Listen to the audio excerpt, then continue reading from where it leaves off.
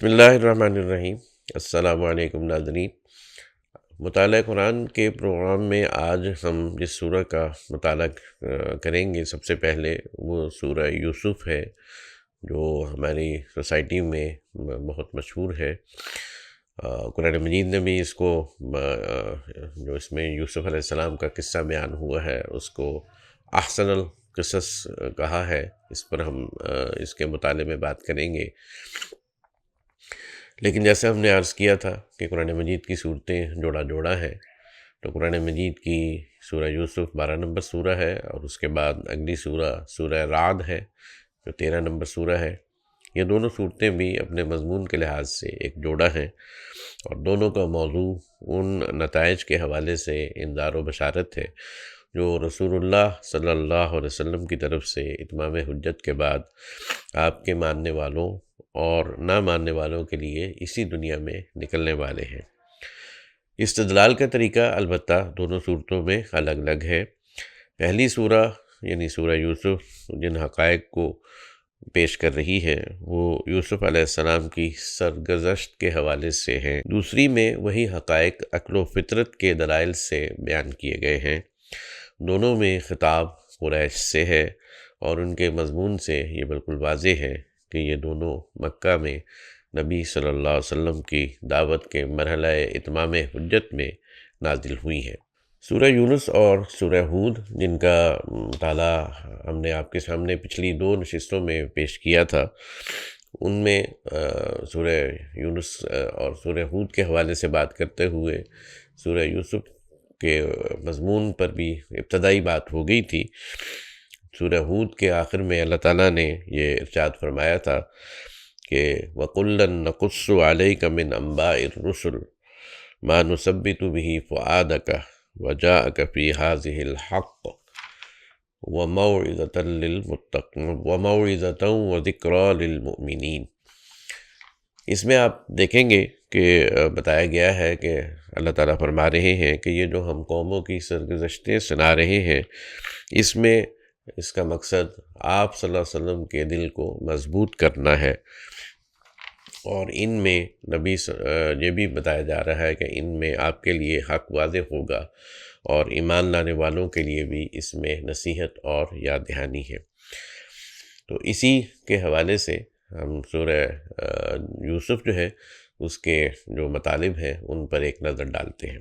فرق اس سورہ میں اور پچھلی صورتوں میں یہ ہے کہ وہاں پر ایک سے زیادہ انبیاء کی سرگزشتیں جو ہیں وہ بیان ہوئی تھی۔ یہاں اس سورہ میں ایک ہی سرگزشت نے پوری سورہ کو گھیرا ہوا ہے، اور اس کو قرآن مجید نے جیسے ہم نے تمہیداً عرض کیا تھا کہ احسن القصص یعنی بہترین سرگزشت بھی بیان کیا ہے، اور اس کے آخر میں خلاصے کے طور پر یہ بتایا ہے کہ اِنَّهُ مَن يَتَّقِ وَيَصْبِرْ فَإِنَّ اللَّهَ لَا يُضِيعُ أَجْرَ الْمُحْسِنِينَ کہ جو تقویٰ کی روش اختیار کریں گے اور ثابت قدم رہیں گے تو بے شک اللہ ایسے خوب کاروں کا اجر ضائع نہیں کرے گا۔ گویا سورہ ہود کے بعد سورہ یوسف اس حقیقت کو واضح کر رہی ہے ایک تاریخی شہادت کے طور پر کہ جو سورہ ہود کی اسی آیت میں جو ابھی آپ کے سامنے میں نے تلاوت کی اس میں جو بیان ہوئی ہے، تو اس کی یہ جو ہے وہ سورہ یوسف اسی شہادت کی ایک بہترین شہادت ہے کہ ایک بہترین سرگزشت میں کیا بات کہی گئی ہے۔ تو اس میں ظاہر ہے ایک بات تو واضح ہے کہ ہر پڑھنے والا اس کے اندر اپنے یہاں کے لیے، اپنے ایمان کے لیے ایک غذا اور اپنی روح کے لیے ایک لذت و حلاوت اور مٹھاس محسوس کرتا ہے، لیکن اس کے بعض پہلوؤں کی طرف بہت سارے جو ہے مفسرین جو ہیں انہوں نے نشاندہی کی ہے۔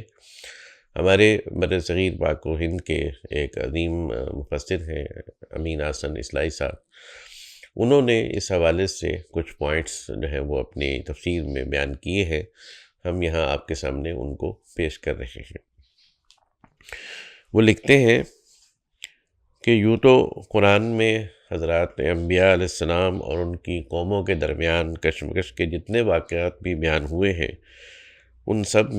میں اصل مقصد عبرت اور رہنمائی ہے۔ کہ ماضی کی ان سرگزشتوں سے حاضر اور مستقبل کے حالات سے عہدہ برا ہونے کے لیے سبق حاصل کیا جائے۔ لیکن خاص طور پر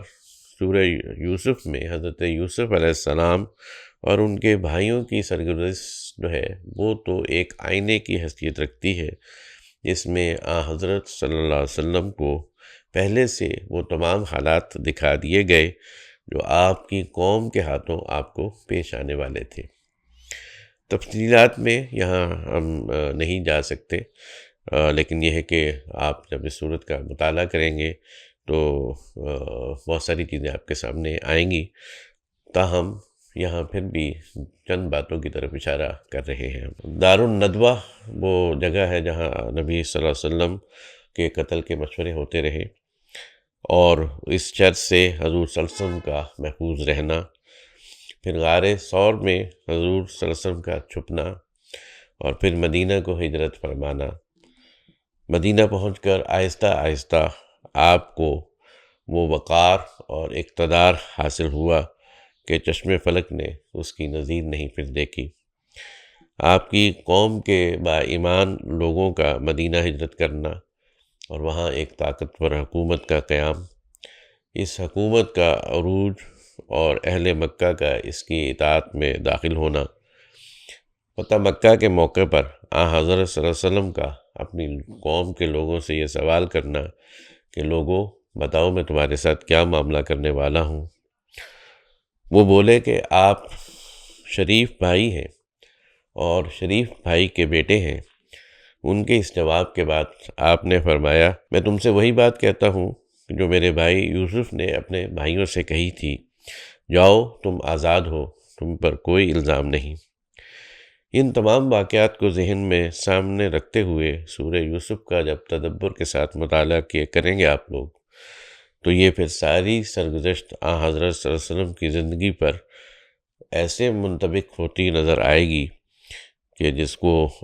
یوں لگے گا کہ بالکل ایک آئینے میں آپ نے پہلے سے ہی جو ہے ان چیزوں کو دیکھ رہے ہیں، اور کون سی چیز یوسف علیہ السلام کے کس واقعے سے میچ کر رہی ہے وہ آپ کو بالکل واضح نظر آ جائے گا۔ پھر جس طرح حضرت صلی اللہ علیہ وسلم اپنے حاضر و مستقبل سے اس آئینے میں بالکل جو ہے وہ اس میں دیکھ رہے ہیں آنے والے حالات کو، اسی طرح آپ صلی اللہ علیہ وسلم کے دشمنوں نے بھی کم از کم جو ذہین دشمن ہوں گے انہوں نے اس قصے کے پیرائے میں اپنا انجام بھی دیکھ لیا ہوگا، اور اس کا بھی امکان ہے کہ جس کے اندر صلاحیت رہی ہوگی وہ اس سے متاثر بھی ہوئے ہوں گے، حالانکہ اگر یہی باتیں صریح الفاظ میں کہی جاتی تو اس سے فائدہ پہنچنے کی بجائے الٹا نقصان پہنچتا۔ ایک لطیف قصے کے پردے میں جو لوگ جو کچھ ہضم کر جاتے ہیں وہ کھلے ہوئے واعظ کی شکلوں میں بھی کبھی قبول نہیں کرتے۔ اگرچہ یہ بات کوئی مماثل تو نہیں رکھتی، لیکن ذہن میں آ رہی ہے تو میں آپ کے سامنے رکھ رہا ہوں کہ جیسے آپ دیکھتے ہیں کہ ہمارے ملک کے جو مختلف حالات ہوتے ہیں، بعض اوقات میڈیا پر بڑی سخت پابندیاں بھی ہوتی ہیں، تو ایسے میں لوگ مزاح کے انداز میں کوئی مزاحیہ پروگرام میں یا مزاحیہ کالم میں یا کسی طرح قصے میں اپنی اصل بات کر جاتے ہیں، اور وہ بڑے لوگوں تک وہ اپنی بات پہنچا بھی دیتے ہیں، اور ظاہر میں ایسے لگتا ہے کہ جیسے انہوں نے کوئی نارمل سی بات کی ہے۔ تو اللہ تعالیٰ تو ظاہر ہے سب سے اعلیٰ اور حکمت پر مبنی باتیں کرنے والے ہیں، تو انہوں نے یوسف علیہ السلام کے قصے میں سے چن چن کر وہ باتیں سامنے رکھتی ہیں کہ جو حضور صلی اللہ علیہ وسلم کے لیے، اہل ایمان کے لیے تسلی کا باعث بنے گی، اور ان کو مستقبل نظر آ رہا تھا کہ ہم اس میں ایسے ایسے کامیاب ہوں گے جیسے حضرت یوسف علیہ السلام کامیاب ہوئے، اور اس کے مقابلے میں جو آپ کے مخالف تھے ان کو اپنا انجام بھی ایسے ہی نظر آنا چاہیے تھا۔ لیکن ظاہر ہے اس کے لیے یہ دیکھنا پڑتا ہے کہ قرآن نے کیا بات کہی ہے اور وہ میرے پر یا ہم پر کیسے لاگو ہو رہی۔ تیسری بات یہ ہے کہ عام طور پر لوگ ان قصوں سے بہت دلچسپی رکھتے ہیں جن میں کچھ چاشنی ہو، حسن و عشق کی بات ہو، لیکن ایسے قصے بالعموم اخلاق کو بگاڑنے والے ہوتے ہیں۔ اس قصے کی خصوصیت یہ ہے کہ اس میں حسن و عشق کی چاشنی بھی ہے، اور پھر پوری سرگزشت ہر پہلو سے حضرت یوسف علیہ السلام کے اعلیٰ کردار اور صفات کا ایک مرکہ ہے جو مواقع خاص آزمائش کے آئے ہیں۔ ان میں حضرت یوسف علیہ السلام نے اپنی اعلیٰ فطرت کے جو جوہر نمایاں کیے ہیں وہ ایسے شاندار ہیں کہ ہر پڑھنے والے کو ان کی تقلید کا جذبہ ابھرتا ہے، اور خاص بات یہ ہے کہ یہ تقلید ناممکن نہیں ہے بلکہ ممکن محسوس ہوتی ہے۔ جو حالات پیش آئے ہیں وہ نہایت حیرت انگیز ہیں، لیکن کوئی بات بھی بے ربط نہیں ہے اور رفتار اور حالات کے لیے بے جوڑ محسوس نہیں ہو رہی۔ ذہن بے تکلف اس کو قبول کر لیتا ہے، اور ان کی فطری صداقت سے ہر سننے والا اور اپنی صلاحیت کے مطابق متاثر ہوتا ہے۔ پانچویں بات یہ کہ حضرت یوسف علیہ السلام حسن ظاہر اور حسن باطن دونوں کے جامع تھے، لیکن ان کا اصلی حسن ان آزمائشوں میں نمایاں ہوا جو ان کی زندگی کے مختلف مراحل میں پیش آئے۔ وہ بیک وقت ذہانت، پاکیزگی، نبوت، بادشاہت، پاک دامنی اور قدرت کے ساتھ ساتھ عفو و درگزر کی ایک زندہ جاوید مثال ہے۔ یہ وہ چند نمایاں پہلو تھے جن کو ہم نے بتایا کہ اس دور کے جو ایک عظیم مفسر ہیں امین احسن اصلاحی صاحب، انہوں نے اپنی تفسیر میں ان کو نقل کیا ہے۔ اب اس کے معنی یہ نہیں ہے کہ اس قصے کی حکمت بس انہی چند باتوں تک محدود ہے۔ جیسے جیسے آپ اس سورہ کا مطالعہ کریں گے تو اس میں آپ کو بہت ساری حکمتیں جو ہیں وہ سامنے آئیں گی۔ وقت ہم چونکہ تفصیل میں مطالعہ نہیں کر رہے، بہت اہم چیزوں کی طرف اشارہ کر رہے ہیں، تو اس واقعہ جو قصہ یوسف ہے، جو ہمارے ہاں زیادہ تر یوسف اور زلیخا کے نام سے مشہور ہے، اس میں دو تین باتیں وضاحت ہم کر رہے ہیں یہاں آپ کے سامنے۔ پہلی بات یہ کہ ترجمے میں اکثر آپ یوسف اور زلیخا کا لفظ آپ جو ہمارے ہاں خاص طور پر ایف ایم ریڈیو اور دوسرے پروگراموں میں جہاں تلاوت نشر کی جاتی ہے ترجمے کے ساتھ، اکثر و بیشتر آپ کو یہ ان کا نام زلیخا کا نام ملے گا، لیکن آپ پوری صورت پڑھ جائیے، قرآن مجید میں یہ کہیں نام مذکور نہیں ہے۔ اس کا مطلب ہے کہ ترجمے میں یہ نام علماء نے اپنی طرف سے داخل کی ہے، جو ظاہر ہے بائبل اور دیگر جگہ اس کا حوالہ ملتا ہے۔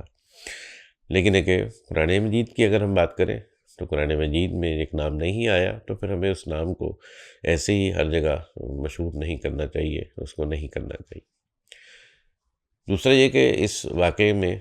جو چند باتیں مذکور ہوئی ہیں ان میں سے بعض جگہ کچھ عام ترجموں سے غلط فہمی ہوتی ہے، تو ہم آپ کے سامنے وہ دو مقامات خاص طور پر واضح کرنا چاہیں گے کہ جن میں یہ الجھن پائی جاتی ہے۔ اس میں جو پہلی بات ہے جس کی طرف ہم آپ کی توجہ دلانا چاہ رہے ہیں وہ واقعہ ہے کہ جو آیت نمبر 30 سے آگے بیان ہوا ہے، اور جس کی بیک گراؤنڈ میں یہ ہے کہ جب یوسف علیہ السلام مصر میں آگے تھے اور جس گھر میں آئے تھے تو اس گھر میں جو جس کو قرآن مجید نے عزیز مصر کہا ہے، تو اس نے اپنی بیگم سے یہ کہا تھا کہ یہ بچہ مجھے غلام نہیں لگتا، اگرچہ اس کو غلام کے طور پر بیچا گیا ہے، تو میرا یہ کہنا ہے کہ تم اس کو اچھے طریقے سے رکھو، ہو سکتا ہے کہ اس سے ہمیں کوئی اور فائدہ پہنچ جائے یا ہم اس کو اپنا بیٹا بنا لیں۔ تو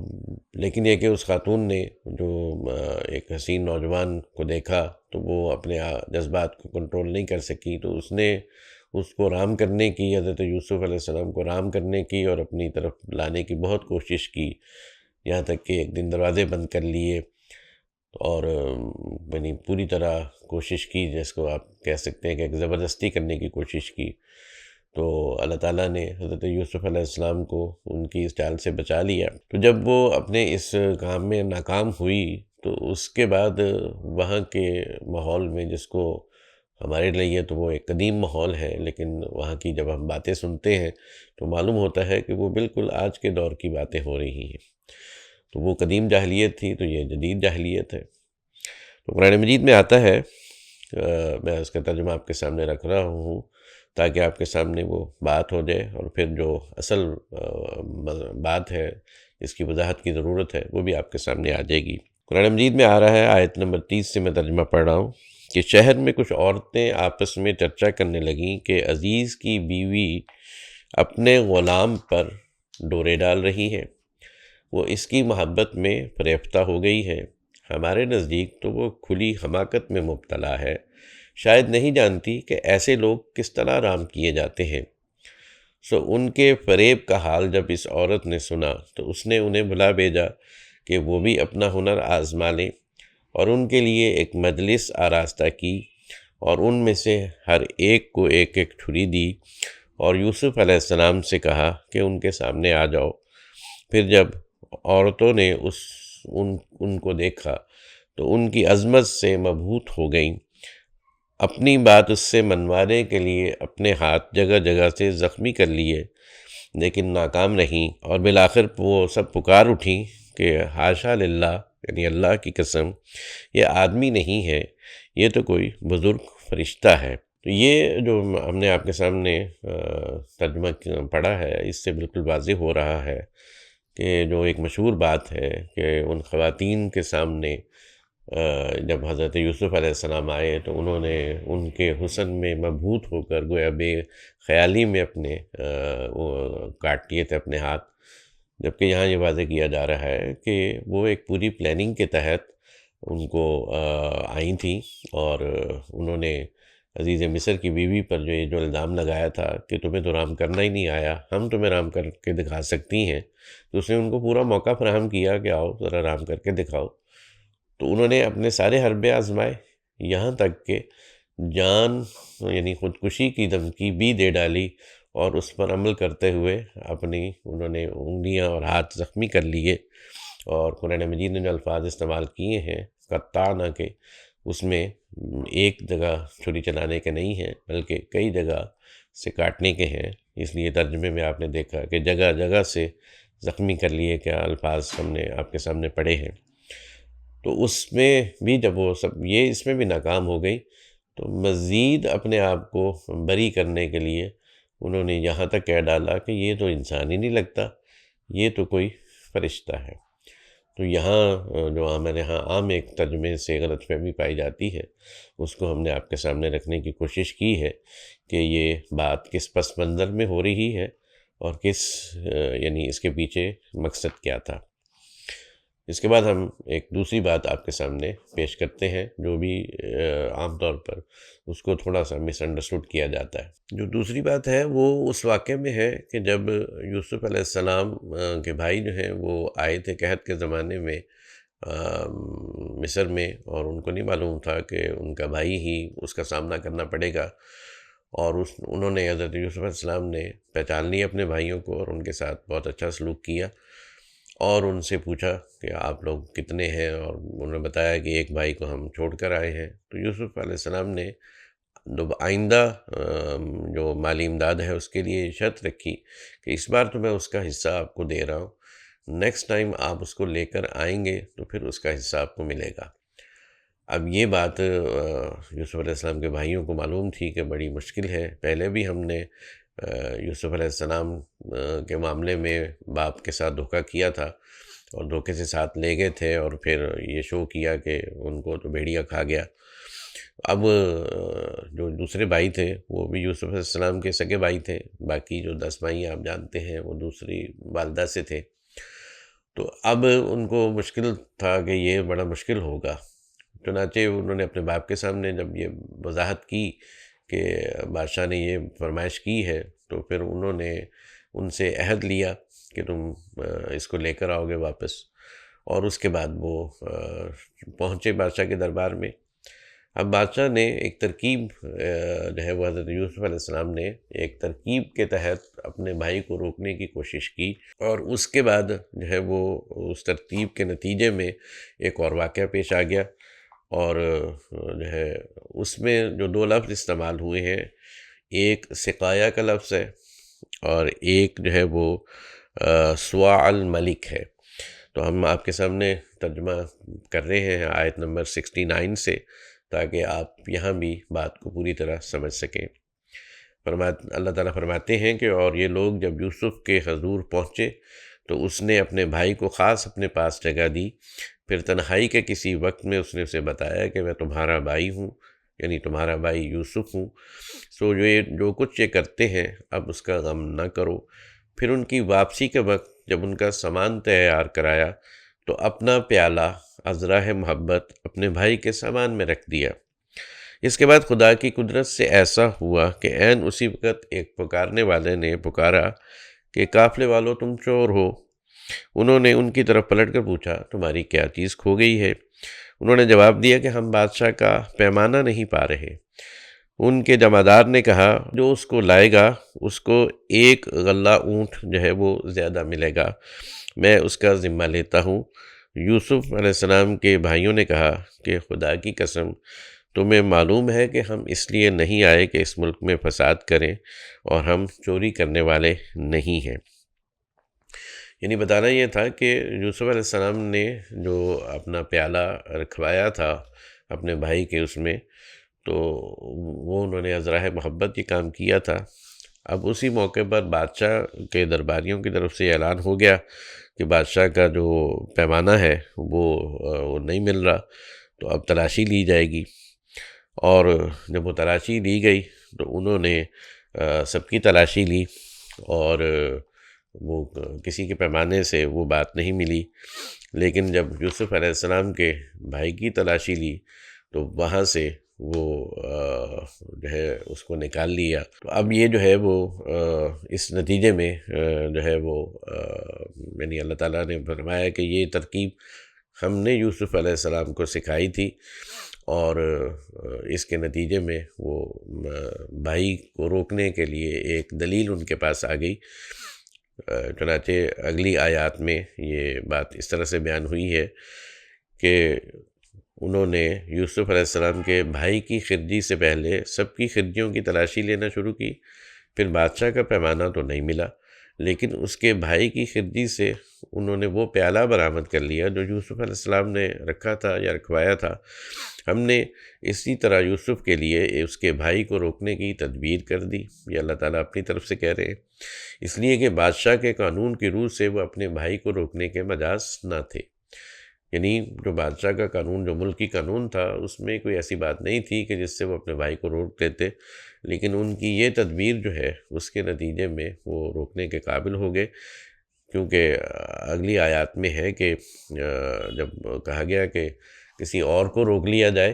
تو اس کا جواب جو ہے وہ بتایا گیا۔ انہوں نے پہلے تو بھائی کی چوری کے الزام پر حضرت یوسف علیہ السلام پر چوری کی ایک بات کر ڈالی، جسے یوسف علیہ السلام نے جو ہے وہ یہ ایک تہمت تھی، مگر یوسف علیہ السلام نے اس کو اپنے دل میں رکھ لیا، اس پہ کوئی نہیں بات کی۔ لیکن جب انہوں نے آیت نمبر 78 میں بادشاہ سے یہ درخواست کی کہ اس کا باپ بوڑھا ہے اور آپ ہم میں سے کسی ایک کو اس رکھ لیں، ہاں کیونکہ آپ بڑے نیک آدمی ہیں، تو انہوں نے جواب میں پھر کہا کہ خدا کی پناہ کہ جس کے پاس ہم نے اپنی چیز پائی ہے، ہم اس کے سوا کسی اور کو پکڑیں گے تو یہ غلط ہوگا۔ تو یہ وہ سارا ایک سلسلہ ہے جس کے نتیجے میں حضرت یوسف علیہ السلام نے ایک تدبیر کے ذریعے اپنے بھائی کو روکا تھا۔ باقی جب آپ اس صورت کا مطالعہ کریں گے تو اس میں آپ کو کچھ خوابوں اور ان کی تعبیریں بھی ملیں گی۔ ایک خواب حضرت یوسف علیہ السلام نے بچپن میں دیکھا تھا، جسے ان کے باپ نے، حضرت یعقوب علیہ السلام نے تو فوراً سمجھ لیا تھا اور ان کو روک دیا تھا کہ اس خواب کو بھائیوں کو نہ بیان کرنا۔ پھر وہ جب خواب کی تعبیر بالکل اس واقعے کے آخر میں جا کے پوری ہوئی تو یوسف علیہ السلام کی زبان پر یہی الفاظ آئے تھے کہ اچھا یہ وہ میرا خواب تھا جس کو اللہ تعالیٰ نے ایسے پورا کرنا تھا۔ پھر قید خانے میں جو دو قیدیوں نے خواب دیکھے اور وہ یوسف علیہ السلام کے پاس آئے اور انہوں نے اپنے خواب کی تعبیر پوچھی، تو اس میں بھی ان لوگوں کے لیے کہ جو خوابوں اور ان کی تعبیروں میں دلچسپی رکھتے ہیں، تھوڑا سا زمان ہے کہ وہ دیکھیں کہ خواب کیا ہوتا ہے اور اس کی تدبیر کیسے ہوتی ہے۔ پھر اسی طرح بادشاہ کا ایک خواب ہے کہ جس کی تدبیر کے لیے پھر ان حضرت یوسف علیہ السلام سے آ کے پوچھا گیا قید خانے میں، اور جب انہوں نے اس کی وہ درباری یہ کہہ رہے تھے کہ یہ تو فالتو قسم کا خواب ہے، اور جب حضرت یوسف علیہ السلام نے اس خواب کی پوری ایک تعبیر ہی نہیں بتائی بلکہ اس جو حالات پیش آنے والے تھے اس کی ایک تدبیر بھی بتا دی کہ یہ کیسے ہم اس قحط سے گزریں گے، اور بادشاہ نے اتنا خوش ہوا کہ اس نے کہا جی انہیں لائیے، ہم ان کو جو ہے وہ اپنی زمین کے خزانوں کا نگران جو ہے وہ بنائیں گے۔ تو یہ ساری چیزیں جو ہیں ان لوگوں کی دلچسپی کی ہیں کہ جو خوابوں اور ان کی تعبیروں میں انٹرسٹ رکھتے ہیں۔ اسی طرح وہ واقعہ کہ جو حضرت یوسف علیہ السلام کے قید خانے میں پیش آیا تھا، کہ جب ان کے قیدی ساتھی جو ہیں وہ خواب کی تعبیر پوچھنے آئے تھے، تو آپ نے موقع غنیمت جان کر کیسے مختصر الفاظ میں دین کی دعوت ان کے سامنے رکھی۔ یہ بھی ہم سب کے لیے کہ جو دین کی دعوت کا کام کرنا چاہتے ہیں، اس میں بھی ایک بہت ہی پرحکمت اور ایک بڑا اچھا نمونہ ہے، جو اس کے سامنے جو آپ جب اس کو مطالعہ کریں گے تو آپ کے سامنے آئے گا۔ تو اس واقعے میں جیسے ہم نے دیکھا کہ بہت ساری پرحکمت باتیں ہیں جن سے ہم مستفید ہو سکتے ہیں، تو اللہ تعالیٰ سے دعا ہے کہ وہ ہمیں سورہ یوسف کا مطالعہ کر کے اور اس سے جو سیکھنے والی باتیں ہیں اصل، وہ سیکھنے کی توفیق عطا فرمائے، کیونکہ ہماری سوسائٹی نے تو اس کو ایک لو سٹوری کے طور پر ہی رکھا ہوا ہے، جبکہ قرآن مجید کا طریقہ یہ نہیں ہے۔ وہ بات کو اپنی کتاب میں جب نقل کرتے ہیں اللہ تعالیٰ، تو اب ہدایت کے جس مرحلے جہاں جہاں وہ ہدایت دکھانی ہوتی ہے اور جو جو ہدایت دینی مقصود ہوتی ہے، اسی کو سامنے رکھ کر اس واقعے کو سناتے ہیں۔ تو یہ ایک بہت طویل واقعہ ہے جو قرآن مجید میں نقل ہوا ہے۔ اس سے زیادہ طویل واقعے میں صرف آپ کو بنی اسرائیل کے نظر آئیں گے موسیٰ علیہ السلام کے ساتھ، لیکن اس ایک واقعے میں جو تفصیل آئی ہے وہ آپ دیکھیے گا کہ اللہ تعالیٰ نے کوئی کہانی سٹوری بھی بیان نہیں کی، جمپس ہیں، لیکن اس جمپ میں آپ درمیان کی سٹوری کو بھی پکڑ لیں گے، اور جہاں جہاں اللہ تعالیٰ جس بات کی طرف اشارہ کر رہے ہیں اس تک پہنچنا بھی بہت آسان ہے۔ اللہ تعالیٰ ہمیں قرآن مجید سمجھنے کی توفیق عطا فرمائے۔ بہت شکریہ۔